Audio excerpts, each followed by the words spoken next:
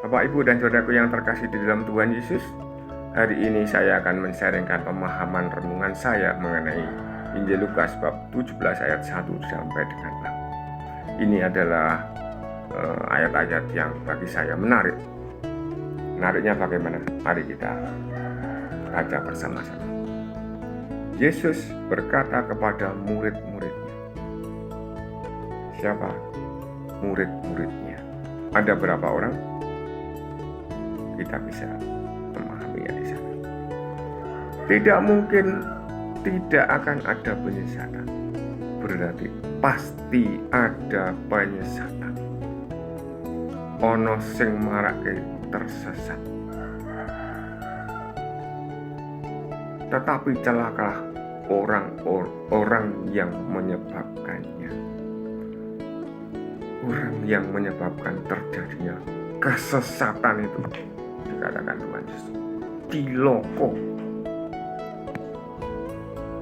Lebih baik baginya jika sebuah batu gilangan diikatkan pada lehernya lalu ia dilemparkan ke dalam laut, daripada ia menyesatkan salah seorang yang lemah. Sesat itu bagaimana? Penyesatan itu bagaimana? Dari Jogja, kalau mau ke Kaliurang, pasti arahnya kemana? Ke utara.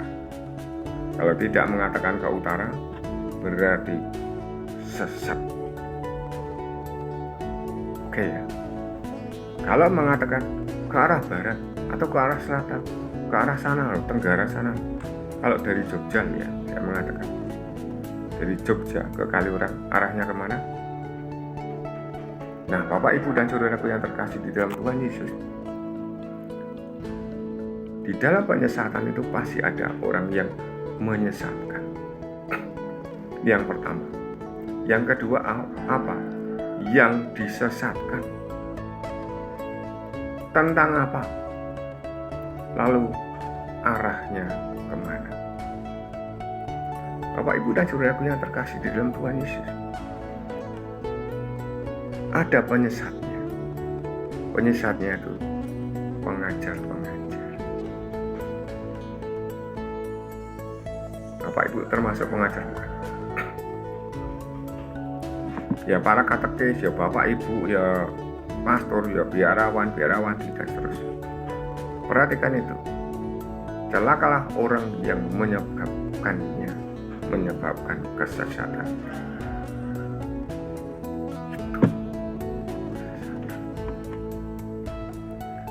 Lalu siapa yang disesatkan? Adalah orang-orang yang lemah. Lemah apa? Lemah imannya. Lemah pemahamannya. Lemah pengetahuannya. Ditipu oleh sang penyesat.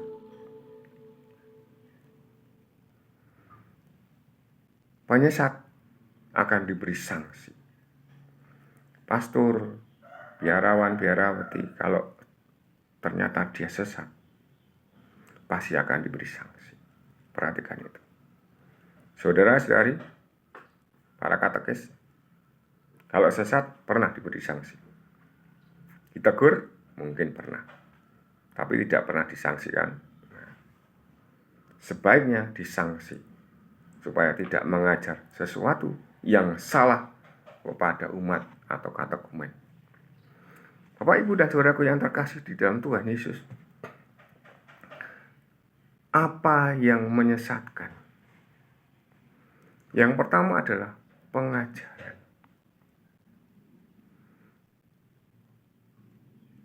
Kalau misalnya dari Jogja mau ke Kaliurang, itu arahnya kemana? Ke utara. Pengajaran itu adalah sebuah informasi. Ketika kita mengatakan informasi yang salah, berarti itu menyesatkan. Mudahnya demikian. Ya, itu sebuah informasi. Dan pengajaran di dalam gereja itu sangat-sangat disiplin, sangat-sangat tertib. Maka terjadi konsili, maka terjadi sinode. supaya pengajarannya itu benar, supaya pengajarannya itu lurus. Siapa yang bisa membawa pengajaran itu menjadi lurus? Di dalam komunitas lingkungan, di dalam komunitas-komunitas gerejawi, orang seringkali mengatasnamakan Roh Kudus di dalam sharing, di dalam pengajaran. Itu luar biasa, Bapak Ibu dan Saudaraku yang terkasih. Luar biasa beresiko. Siapa yang bisa menjamin bahwa informasi itu benar? Kalau informasi itu berasal dari kanan kiri, atas bawah. Kanan kiri bisa jadi itu sebuah iman yang muncul karena pengetahuan-pengetahuan, karena pemahaman-pemahaman. Tetapi saja dari atas yang sungguh-sungguh Allah sendiri yang membawa kita kepada iman itu. Tetapi bisa saja terjadi dari bawah. Siapa yang ada di bawah? Bapak Ibu Saudaraku bisa perhatikan itu. Saya akan melanjutkan lebih dulu supaya tidak tertinggal. Jagalah dirimu. Jadi para murid itu diminta untuk menjaga dirinya sendiri. Dari mana? Dari penyesat, dari kesesatan itu. Supaya dia tidak tersesat. Jika saudaramu berbuat dosa, tegurlah dia. Dan jika ia menyesal, ampunilah dia. Bahkan jika ia berbuat dosa terhadapmu 7 kali sehari, dan 7 kali ia kembali kepadamu dan berkata, aku menyesal, aku harus mengampuni dia.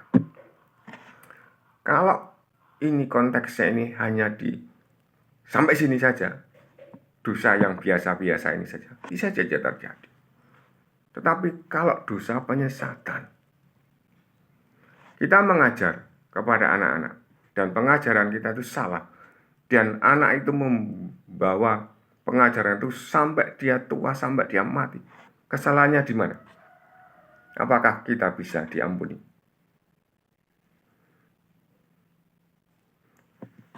Bapak, Ibu, dan Saudaraku yang terkasih di dalam Tuhan Yesus, komunitas gereja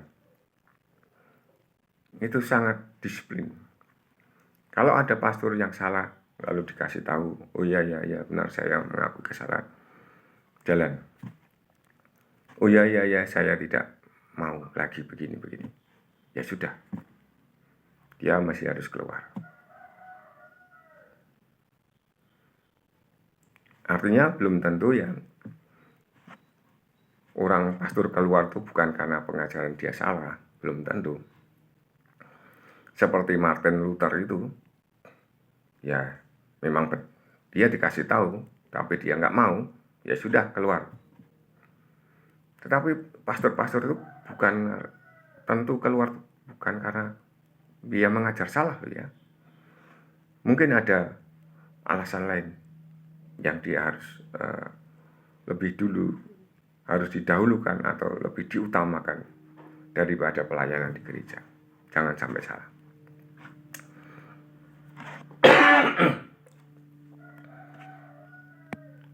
Lalu para rasul berkata kepada Tuhan.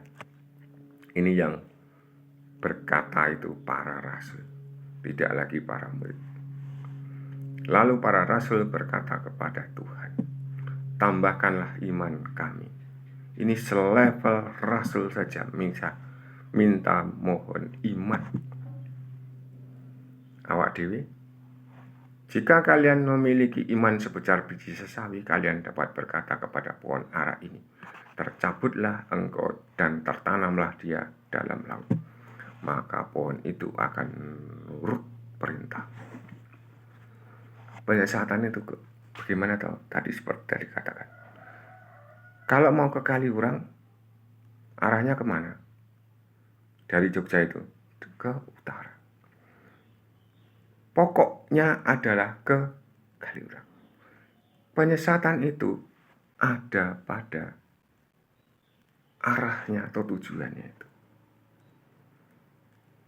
Ketika orang menyesatkan pada tujuan itu, maka terjadi kesesatan. Ketika tidak mengarahkan pada tujuan itu, maka terjadilah kesesatan. Yang disesatkan itu adalah Tuhan Yesus sendiri.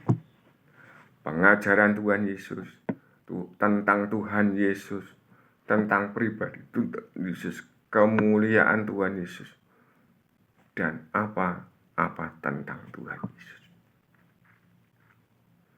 Ibu dan saudaraku yang terkasih, teman-teman saudara-saudara kita masih ada yang merasa mereka hidup dalam kebenaran, tapi bagi kita semua itu sebenarnya tersesat. Arahnya tidak ke sana, bro. Ini loh arahnya ke sini, bro, gitu. Ya kan? Semoga kita semua menjadi orang-orang yang bisa mengajar dengan baik, tidak menjadi agen-agen penyesatan, dan kita mengarahkan diri kita sungguh-sungguh kepada Tuhan Yesus. Pengajaran Tuhan Yesus, pribadi Tuhan Yesus, kemuliaan Tuhan Yesus. Tritunggal Maha Kudus. Amin. Berkata.